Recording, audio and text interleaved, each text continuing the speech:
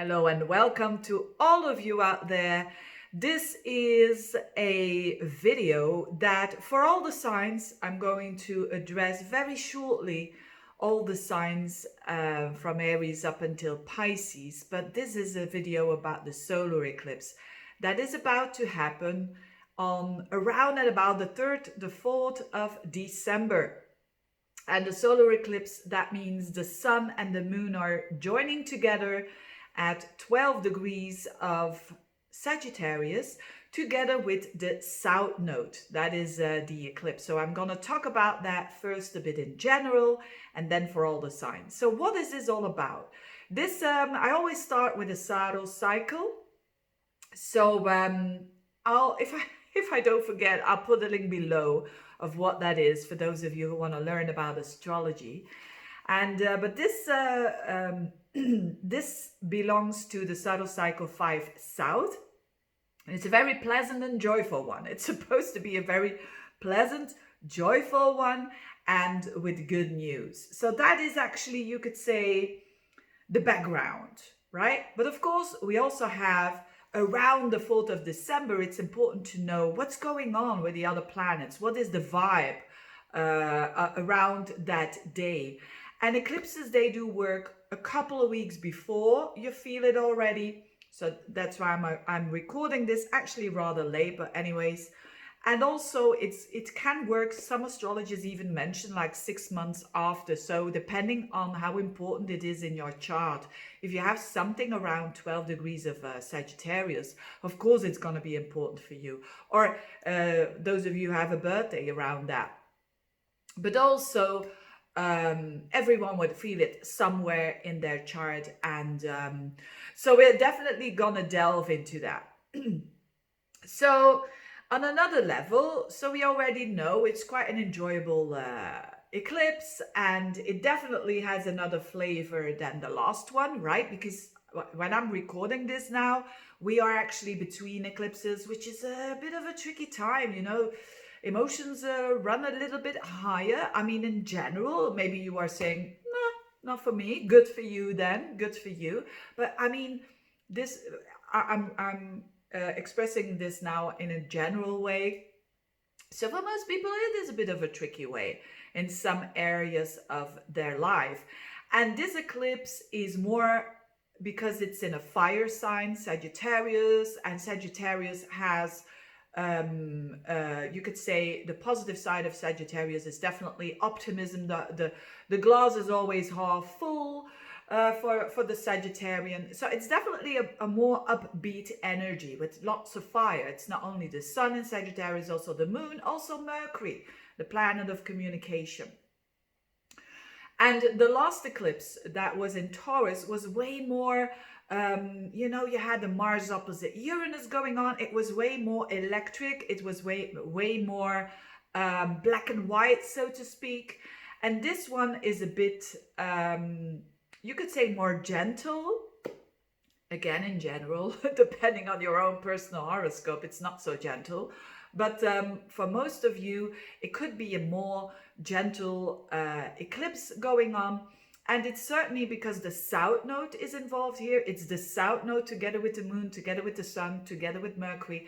This is about letting go. This is about a part of our life that we get an opportunity. I mean, we have free will, but we get an opportunity of letting go of something, of the cycle is closed here. And why? Because this the eclipse, it's the last one that of the eclipse that has been going on for the whole year and even last year in Gemini and Sagittarius. So it's going to be the last one, and next year it's going to be Taurus and Scorpio, full on eclipses there. So it's a concluding of a chapter for sure. And what I'm going to talk about for all the signs is definitely not a new thing. It's not a new energy, but it's like a last opportunity to say goodbye to an old belief system. That's Sagittarius. Sagittarius is about wisdom. It's about I know. It's about... and you know, people who've got planets in Sagittarius, mostly they do have that wisdom. They do have that experience together with knowledge, and they do know a lot. But there's a downside of the Sagittarian. The reason why I'm mentioning this is because this whole eclipse is squaring up to Neptune. We cannot close our eyes for that, because that shows, especially Mercury squaring Neptune, that shows that we have to be very careful with what we say. You know, I've written down here, getting away of being a wiseacre, of being right all the time, and biting your tongue in some situations. So that is, if you just remember one thing of this whole eclipse, it's that, you know, you're gonna be triggered. Every one of us is gonna be triggered in some area of life where we have to be very wise. And the more ego you have, of course, the more trouble you're gonna have. That doesn't mean to say that you have to let yourself to let people walk all over you. On the contrary, but it certainly is something to be cautious of, because the pitfall of this, if this eclipse, is definitely thinking that you are right. And even if you are, I mean, it's about, when I'm right, you're wrong, right? So, right. So I understand that this is going to be very triggering for a lot of people. Why? Because in the midst of all of this, Venus is conjunct Pluto. So this is about this is all about power struggles as well. So a lot of people are gonna feel that. Some people more than others, but this is about power struggles. And but the thing is, this Venus-Pluto conjunction during that eclipse is very beautiful, linked with Mars and with Neptune. So it's a bit of a break even there, so to speak. But caution is very important here. And another thing that I find really interesting is because this eclipse is ruled by Jupiter. Jupiter is the ruler of Sagittarius, and Jupiter is squaring up to Mars. So this is what is Jupiter square Mars? Okay, Jupiter is a very beautiful planet and it's a positive one, but when it squares Mars, it's going over the top with your actions, going a bit, you know, without boundaries.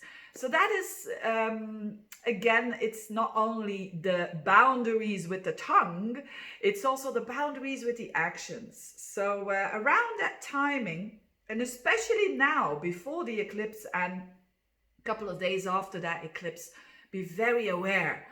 Choose your battles wisely. Choose them wisely. That is a bit my message here.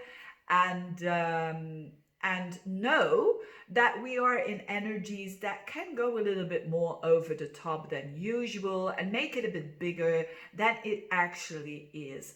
If you know that, I don't think you can go wrong, right? So I don't want to, again, over dramatize this eclipse. Eclipses are eclipses. I mean, it's life, right? With its ups and downs, for goodness sake. But it's definitely something to watch out for. Now, let's have a look at the signs, right? Where is this specific area going on? Of course, watch the monthly horoscopes if you want to know more about each sign in depth and so on. So for Aries people. Now, for Aries people, this is quite fun for you. Why? Because it's in Sagittarius. Sagittarius is trining your energy. It's a fellow fire sign and it's in the 9th house. So actually, I don't think for Aries people, this is really the joyful one. And in particular, if you can let go of an old belief system, period. And because it's in a trine, it won't be that hard for you to do so. And it can be something minor even, and it can be something big as well. So it can mean that you say, you know, a certain belief that you have, that you know now, that you've been working on, and that you know, it wasn't a good belief, this is going, and I'm going to be a bit more practical now, you know, the Gemini area, and I'm going to be more, you know, I'll give you an example. Maybe you were like, but belief systems, they go deep, right? They are from our childhood, and sometimes they are even defense mechanisms. But again, I don't think it's so deep for you. But anyway, It could mean that because of your past, because of it has always served you, you have said like, yeah, I'm a go-getter and I'm gonna get and I have to push and I have to force. And now you're saying, not all of the time. If I'm actually doing what I have to do and then let go, it's actually better. It can be a simple thing as that you're realizing, right? Or the opposite. Maybe you are a personality. You are a personality where you are sitting down. Maybe you are a Taurian with an ascendant, a rising sign of Aries, and maybe you're used in your life to be a bit more passive, to be a bit more let go and let God. And now you say, this is not working for me anymore because of this and that situation. I'm going to do it different now. I'm going to be a bit more go-getter, right? So, and that's a good thing. So I think for Aries people, it's fantastic. So again, I mean, these are general horoscopes. Don't forget. Taurians, this is deep for you. This is happening in your 8th house, which is the house of two things, you could say. So for the Taurians, people are not going to know that you are working very hard behind the scenes on your self-worth. That is what I've been talking about with these eclipses in Gemini and in Sagittarius. So this is a last chance, so to speak. And you are the captain of your ship. You decide You're the captain of your ship. You're the captain of your ship. You decide whether you take that opportunity or not. But you have a last opportunity to not let yourself influence by the opinions, by the needs of other people. That's it. You know, the people pleaser syndrome. You have a chance to say no. But again, choose your battles wisely, right? So know what is very important for you, especially when you are in a relationship. And with the Venus, your ruler, with Pluto, this could mean power struggles, for sure. Power struggles, they want this, you want something else. So it's not an easy thing. And you're going to have time to work through this because of the Venus-Pluto conjunction. But ultimately, you have a chance to stand your ground and to work on self. That's a hard thing to do, especially because, you know, Taurians in general, they are very kind people, but sometimes it's not authentic. And this is about being real. And so start with little things. But I think that if you choose your battles wisely, you can't go wrong. Geminis, this is your relationships. This is your relationship sector. And I say because it's a key area of your life, right? It's in your 7th house of relationships. This is whether you are in a relationship or not, your attitude towards relationships is how would I say, it's drastically changing, and with a focus on you. Remember, I've been talking about this so many months in the monthly horoscopes, but this is a final, you could say, a final opportunity. Now, I don't want to scare the Geminis, but for some Geminis, if the relationship, you've been doing your best, and you know, it's not 50-50 anymore. Yes, for some of the relationships that is karmically need to end, it will end, you know, karmically. But that's not up to you alone. You're not alone in this. So it will be a small percentage, and it depends on your personal horoscope.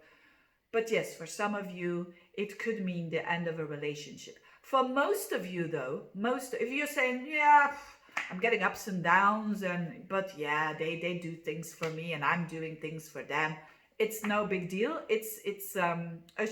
But it is a big deal because it's a shift of your attitude towards how you communicate as well with the other person. And they could really communicate to you that you're saying, what the hell are they saying, right? But remember, don't get too fussed up about it, or because everyone is a bit in la la land with this Neptune. And so for making very important decisions, I would not do it during that eclipse time, so between now and next week. But again, some will have to do that, right? So don't, if you're really doubting, go get an astrology reading, go get that. That is more personal, more, you know, that is more specifically for your chart. But in general, it's definitely about going to self. It's definitely a part of others. Or you could have a relationship where your spouse, your girlfriend, boyfriend is going through a total transformation, basically. And that's good, that's good because that's their stuff. And but it has, of course, a knock-on effect on you as well. Cancerians, this is on a totally different level for you. It's on a work level. It's more the work and health area of your chart. It's happening in your 6th house. I've also been talking about this for a long time. I'm seeing a lot of Cancerians who, specifically the Cancerians ascendants who have this in their 6th house, and who are at the who have been doubting like for a year and a half about their job, about what they have to do. They not doing it with their passion anymore, and they want to stop with that, right? And there is definitely an opportunity. If you feel like that, there's definitely an opportunity. But again, remember, it's gonna have consequences, and those consequences, can you deal with them? I mean, emotionally, Cancerians, it's an emotional sign. So it needs emotional stability. So be aware, if you're one of these Cancerians that want to stop their job, be aware that it's going to have consequences, and can you deal with them on an emotional level? If the answer is yes, you can go for it. And you can go for it. And but if you're saying, yeah, then it is a part of you that needs to work towards more balance, right? Because the North Node is in the 12th house, or was in the 12th house for the, still a month now in December. And that's all about relaxing and about giving yourself time to, to not burn out, right? A lot of Cancerians do have this because they're doing what they don't want to do, and the body says no. The body is very intelligent. So be aware of balancing this out. This is an opportunity. You don't have to do this, but this is an opportunity to make big changes when it comes to work. This is not about when you have your own business, because that's more, I see that more as the 10th house and the 5th house. But the 6th house, it is a job that you do for someone else, right? So there could be some struggle there. There could be some, things that you're not doing from the heart. And you have an opportunity now to change that, whether it is a small change or a big one, right? For some of you, it's going to be a big one. And for others, it's going to be a small one. And others will say, no, I'm going to pause this eclipse, and I'm going to make the changes later on, and that's up to you. That's your responsibility. But that's the energies, okay? So Leo, this is happening in your 5th house. For the Leos, this is not so bad. I mean, again, in general, this is not so bad at all.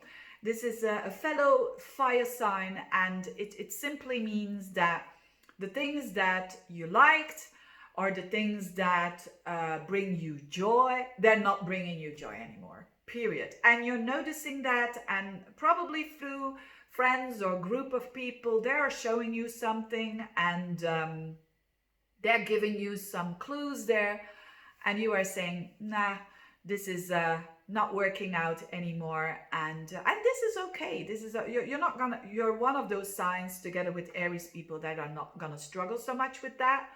And but it could mean that you're gonna end a hobby, that you're gonna end a project, that also a child is leaving the house, for instance, and that is fine. That's the end of the cycle, and you're quite okay with that, So for Leos, in general, this is a good time of letting go of something that was dear to you, absolutely, that you've loved whilst you were doing it, whether it was a hobby, whether it is a project that you had.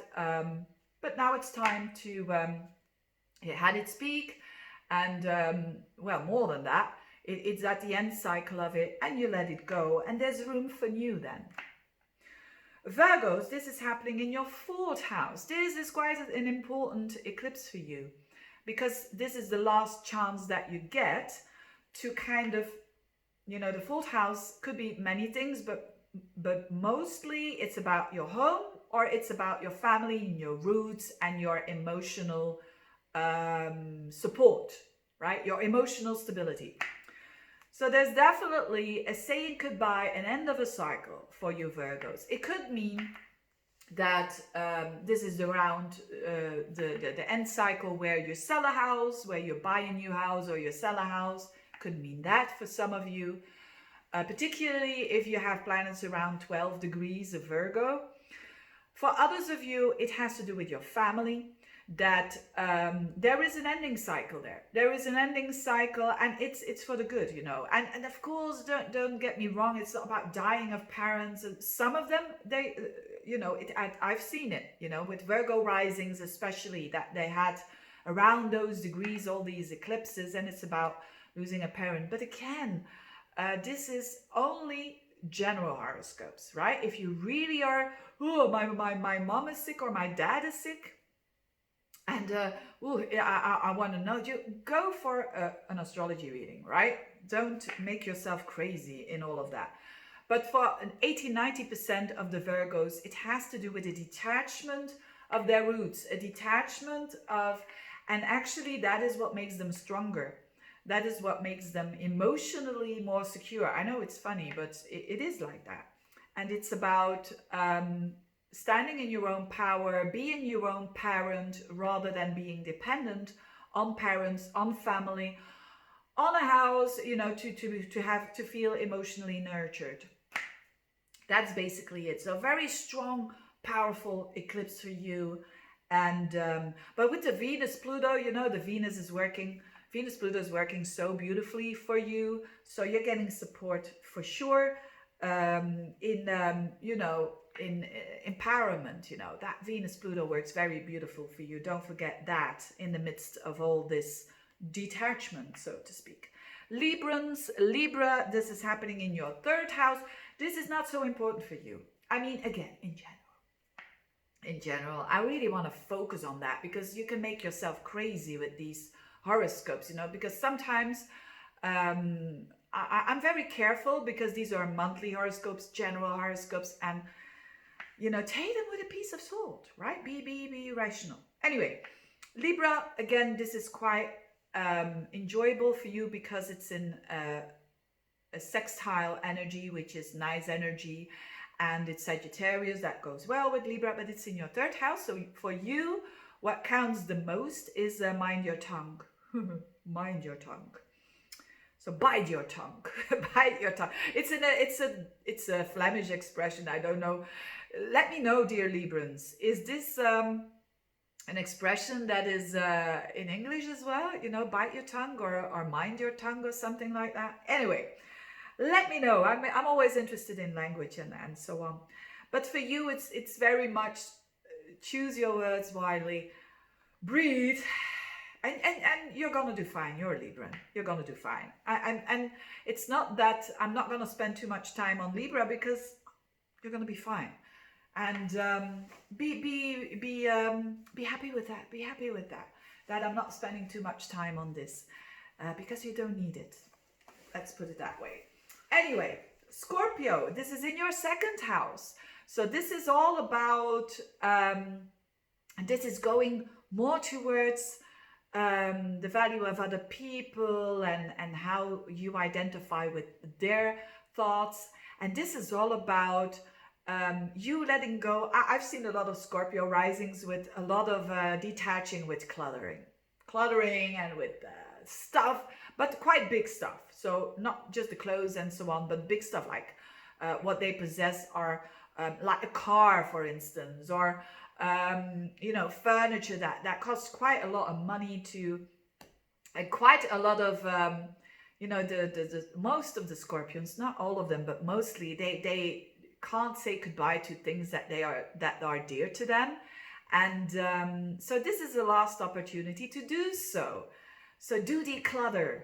It's really going to be good for you because you're going to get so much reward, and especially from other people if you're doing that, right? On another level, it's also about, especially when you are that kind of Scorpio that always helps out others, give people space to help you. You know, put aside your trust issues and see how it goes, you know. Give them a little bit of space to, because, you know, a lot of people are afraid of Scorpios. Really, they are. It's because you are such a strong sign and you know so well what you want, and that scares people sometimes. So, but it's also nice that other people can do stuff for you, because that gives them a good feeling, and let them have that feeling, right? So yes, it can also mean on a financial financial side, that, you know, some structures that you need to let go of that were not really going well.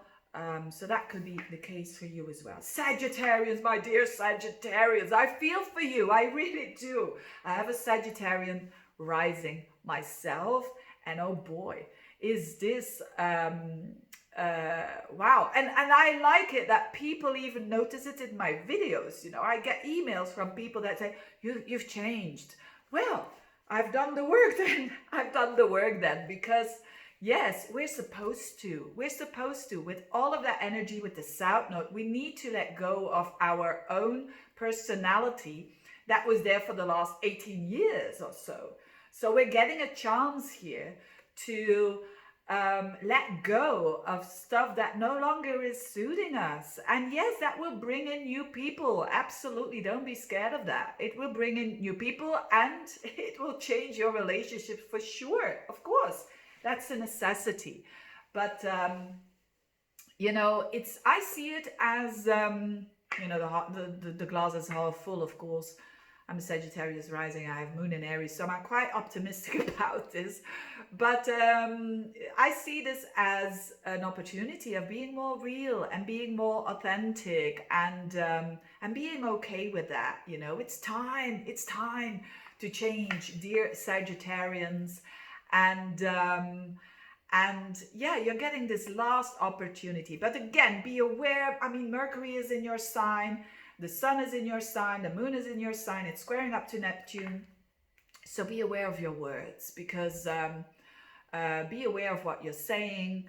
It could also mean, because it's the ruler of your 7th house, other people are going to reveal stuff to you that you think, what is this? And it's good to think, what is this?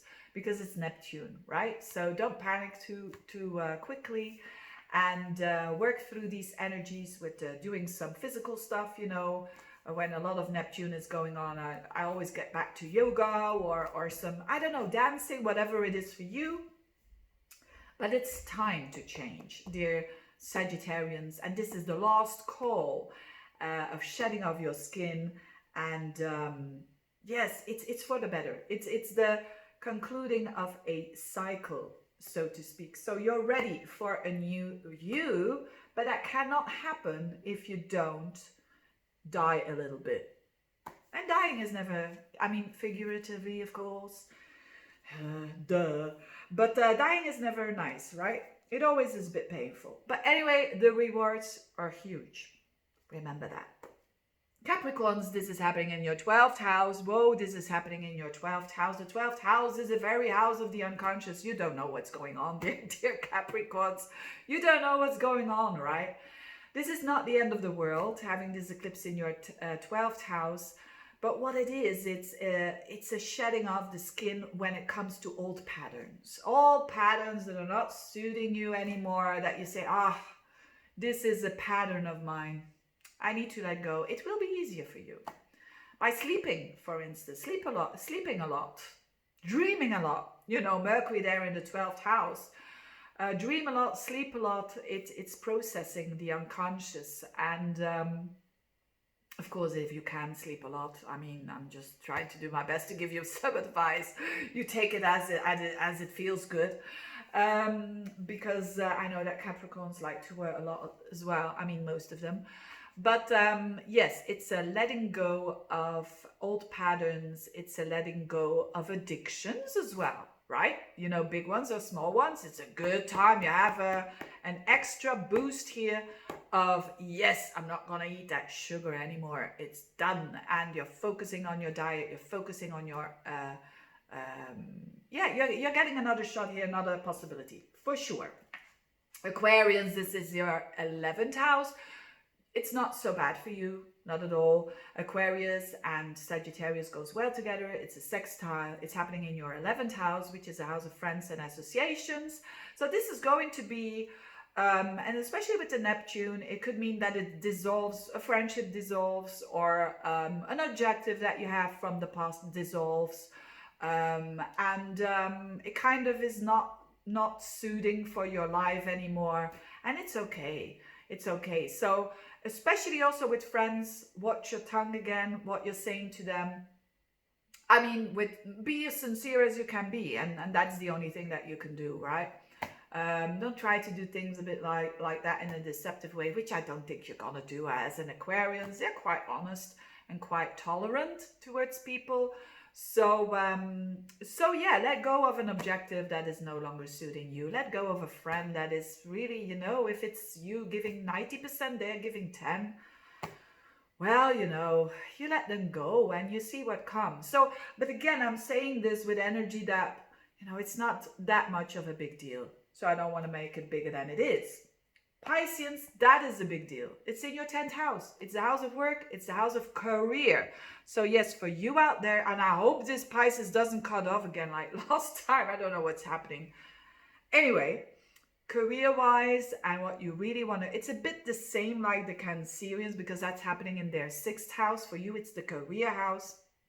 If you want to let go of a career that is no longer suiting you, again, if you feel like you can do with it, and if you feel like yeah, I can deal with that, and I'm, you know, when I'm cutting this off, I'm strong enough to deal the consequences, you can do it.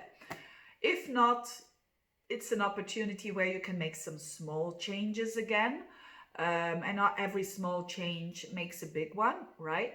But this is definitely something that has to do also with an old you, that you're scanning of the skin, because the midheaven is a second, I see it as a second ascendant.